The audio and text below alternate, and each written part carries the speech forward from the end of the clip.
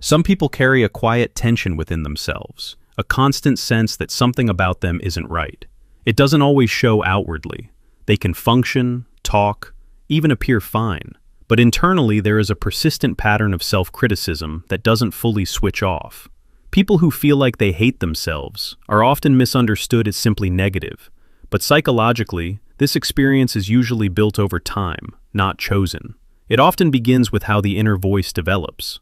Everyone has an internal dialogue, but for some, that voice becomes harsh, critical, and unforgiving. Mistakes are not seen as temporary, they become evidence. A small failure turns into, "This is who I am." Over time, the mind stops separating actions from identity, and criticism becomes constant.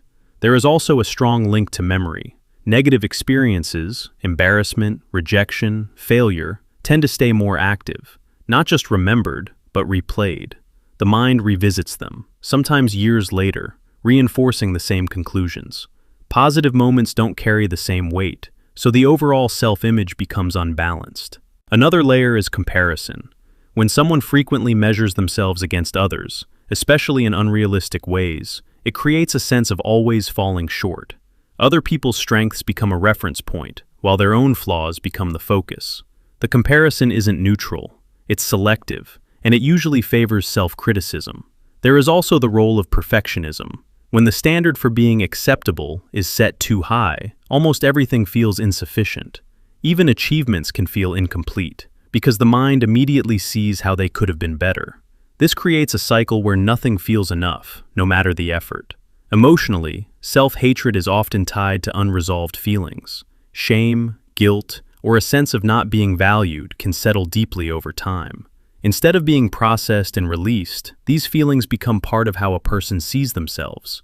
The emotion is no longer about a situation, it becomes internalized as identity.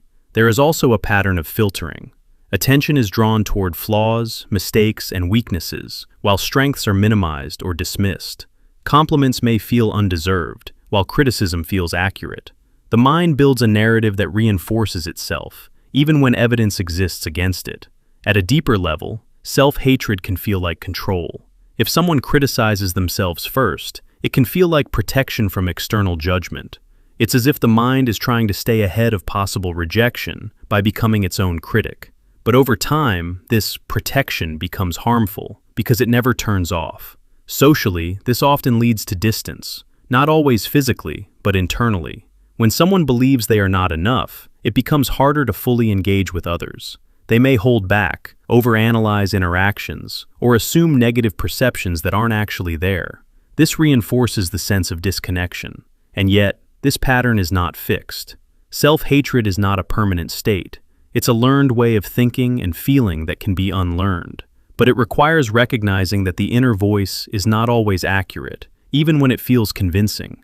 In the end, people who feel like they hate themselves are not simply negative about who they are. They are often individuals whose mind has learned to focus on flaws, replay pain, and confuse mistakes with identity.